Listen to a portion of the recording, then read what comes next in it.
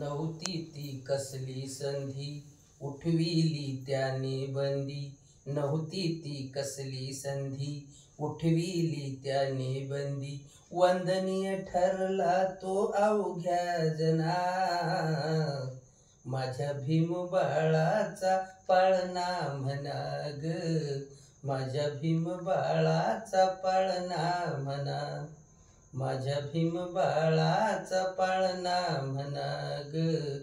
माझ्या भीम बाळाचा पाळणा म्हणा.